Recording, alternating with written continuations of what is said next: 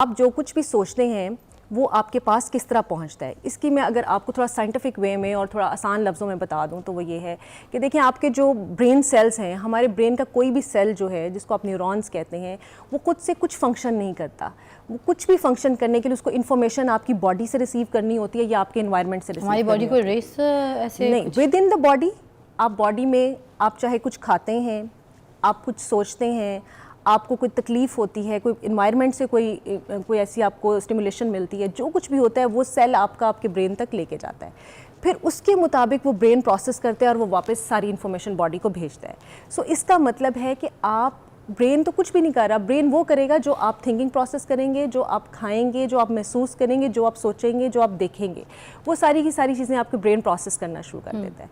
तो अब बेसिकली इसमें है क्या, आप एक विजुअलाइजेशन करते हैं, आप एक थॉट प्रोसेस करते हैं कि मेरे साथ ये अच्छा हो सकता है या मेरे साथ ये बुरा हो सकता है। जो भी आप प्रोसेस करते हैं, वो प्रोसेस फिर बार बार आपकी थॉट्स का हिस्सा बनना शुरू हो जाता है और वो थॉट्स जो हैं फिर वो आपको इस मुकाम तक ले आती हैं, क्योंकि आप बार बार सोच रहे होते हैं, आप वही चीज़ें करना शुरू कर देते हैं।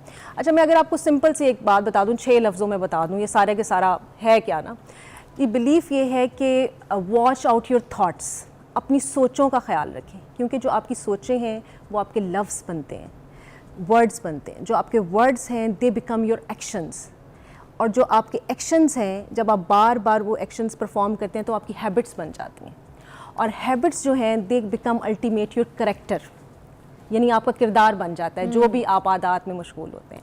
और वो किरदार जो है basically that leads to your luck और किस्मत। This is the whole story.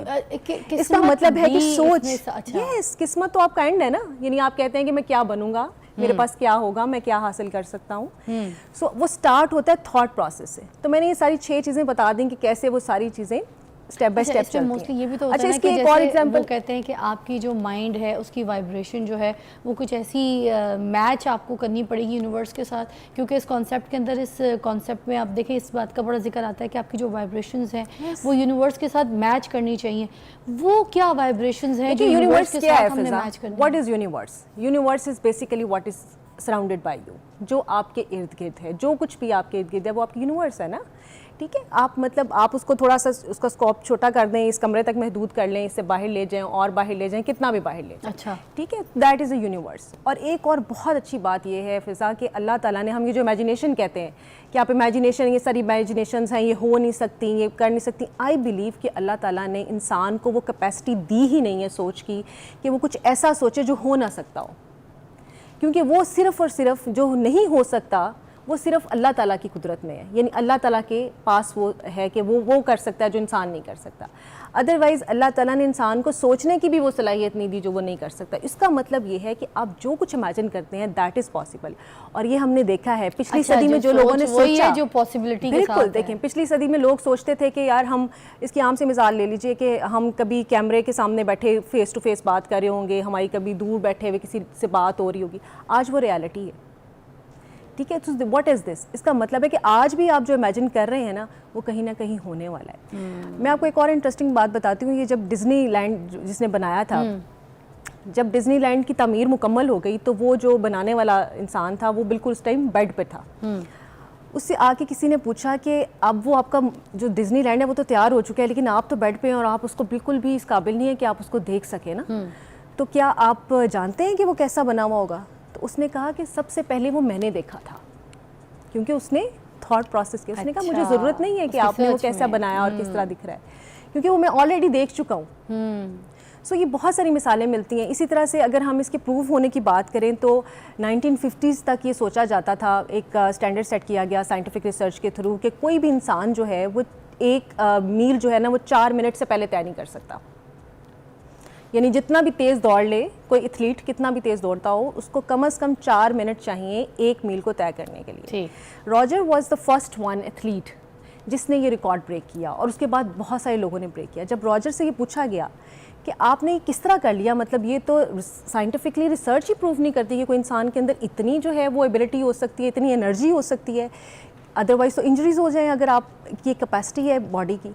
उसने कहा कि मैं दिन में जितना मैं प्रैक्टिस करता था उससे ज़्यादा मैं उसको सोचता था, और एक दिन में मैं 1000 बार ये सोचता था कि मैं वो रेस जीत चुका हूँ। वाह। तो यानी आप बार बार जिस चीज़ को सोचना शुरू कर दें। अच्छा, इसमें 3 स्टेप्स हैं अगर आप इसको प्रैक्टिस करना चाहते हैं, and which is I think you must go for that. सबसे पहली चीज़ है बिलीफ सिस्टम, यानी आप किसी भी चीज़ को पूरे यकीन के साथ, जैसे अभी आपने वो शाहरुख खान की मूवी का डायलॉग भी बोला कि जब तुम किसी भी चीज़ को पूरे दिल से जानना शुरू कर दो तो वो सारी कायनात जो है ना वो साजिश में लग जाती है कि वो तुम्हें उससे मिला दे। ठीक है, वो चीज़ हो, वो शख्स हो, वो कोई भी ख्वाहिश हो।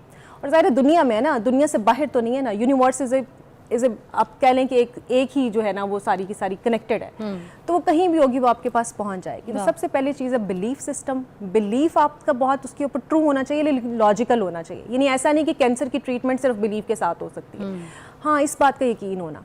अच्छा, यकीन से एक बात मुझे बहुत अच्छी याद आई, हमारे एक फेमस न्यूरोलॉजिस्ट हैं डॉक्टर खालिद जमील, वो अपनी किताब में लिखते हैं, उनकी किताब का जो इब्तदाई सफ़ा है उसमें वो लिखते हैं कि वो मरीज़ जिन्हें इस बात का यकीन हो जाता है कि वो ठीक हो जाएंगे, वो जल्द सेहतयाब हो जाएंगे। अरे वाह।